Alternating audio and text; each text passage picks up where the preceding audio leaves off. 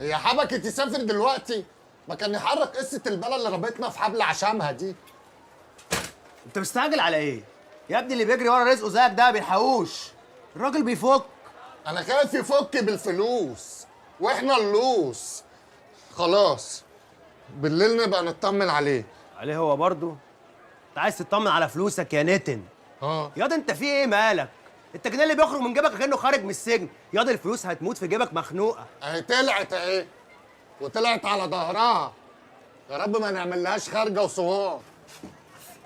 العافية يا شباب. العافيه يا انثى. هو لوستا طوبة ما سابش المفاتيح بتاعتي؟ هو ساب غير مفاتيح هنا؟ انا كنت اديته 100 جنيه. ده الباقي. ماشي. فين المفاتيح؟ هو ساب 8 نسخ، نسختين ليكي ونسختين لسيحه واربعه ليه. والنبي عسل. أي. بس بقى على الفاضي. العيال الرغايه دي اخرها تشيل مفتاح حصاله. سلام. ماشي يا مفتاح. خير خير، اللهم اجعله خير.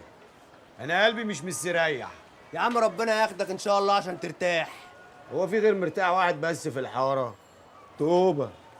صحيح، هو توبه لم فلوس الناس وراح على فين؟ راح يجيب الباله. ايوه الباله يا عزال الباله، وبحبه ودي حاره زباله.